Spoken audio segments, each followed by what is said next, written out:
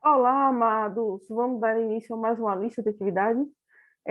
Como eu já falei anteriormente nos outros vídeos, esse vídeo é com o intuito de auxiliar vocês nos exercícios desse novo bloco. Então, essa unidade nós vamos estar trabalhando aí com gráfico, as medidas de tendência central e as medidas de dispersão. E nessa lista, iniciando, né, essa nova unidade, esse novo bloco, nós vamos ver o que tem, vamos ver o que pode ser feito para a gente resolver. Eu vou estar falando com vocês sobre as questões, como são as questões, e dando alguns detalhes para auxiliar vocês na resolução de exercícios. Para isso, vamos ver o que diz, né, a nossa lista.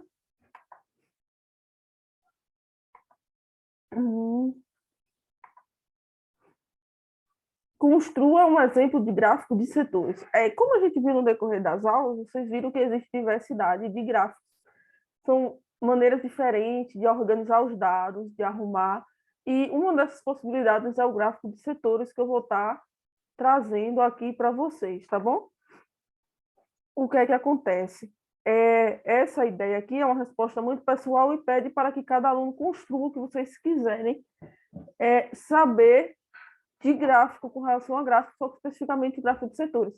Então, vocês podem utilizar qualquer dado que vocês quiserem coletar do jeito que vocês quiserem.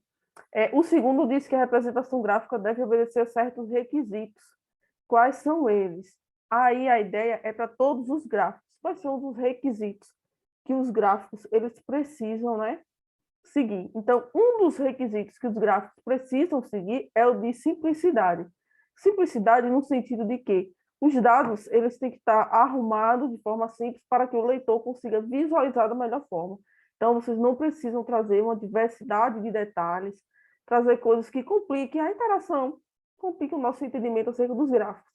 Então, essa é a ideia de um desses requisitos é a simplicidade nesse sentido.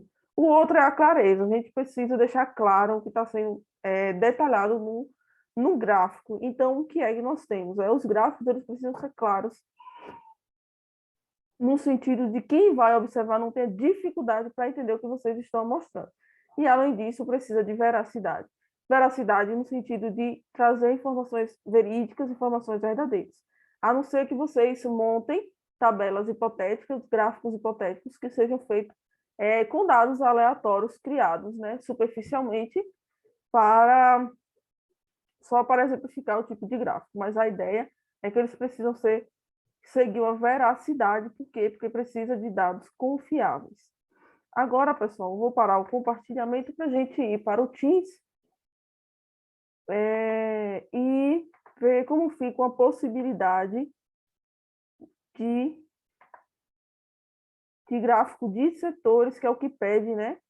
Pede aí na primeira questão. O gráfico de setores é um dos gráficos mais tranquilos de desenhar, porque é aquele gráfico de pizza, né? O pessoal gosta muito de chamar o gráfico de pizza por conta da forma, né? Que é bem parecida com o formato de uma pizza. Alguns detalhes devem ser levados em consideração. Eu vou fazer aqui um gráfico aleatório, só para a gente ter noção de como funciona esse gráfico, certo? Mas eu quero dizer que ele segue alguns padrões. Aqui eu estou fazendo um gráfico qualquer, só para a gente entender como funciona esse gráfico de setores. Então, o gráfico de setores ele vai ter uma área, né, definida aqui, um círculo, e que nós sabemos é que essa volta completa tem 360 graus.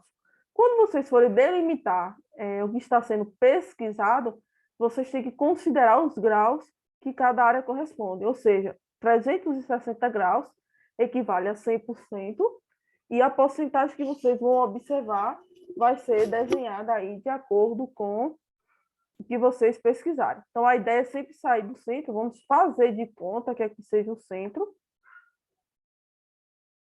Então, nós temos que traçar linhas, né? Sempre a partir do centro. Vou tentar fazer aqui um desenho, não sei se vai ficar tão verídico. Imagine que a gente fosse fazer uma pesquisa sobre os principais lanches, né, que o pessoal gosta de se alimentar aí no fim de semana. Então, essa porcentagem aqui respondeu que gosta muito de pizza, é o meu caso, também sou apaixonada por pizza, o corpo não nega. Vou dizer que essa segunda parte aqui diz que é sanduíche.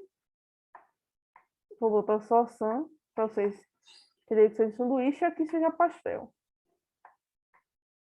Aqui é uma pesquisa aleatória, vejo que não tem dados, são informações hipotéticas que eu estou criando aqui agora, só para a gente entender como funciona o gráfico de setores. Então, vejo que eu tenho o formato de uma pizza dividida em partes, e essas partes serão proporcionais, né? Esse desenho desse ângulo serão proporcionais ao que vocês obterem na informação de vocês nos dados coletados. Por exemplo, se nós fôssemos analisar esse gráfico, é bem notável que mais da metade, né, optaram por pizza. Então, eu tenho aqui mais de 50% que preferem pizza. Eu tenho uma porcentagem um pouco menor de sanduíche e menor ainda de pastel.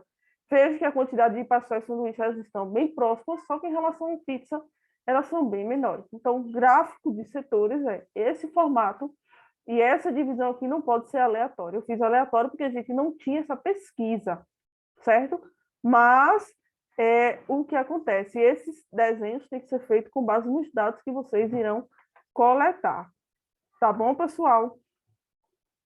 Bom, eu desejo bons estudos a todos. Vou ficar por aqui. Espero ter auxiliado vocês nessa lista de atividades e ficamos até a próxima. Tchau, tchau, amados.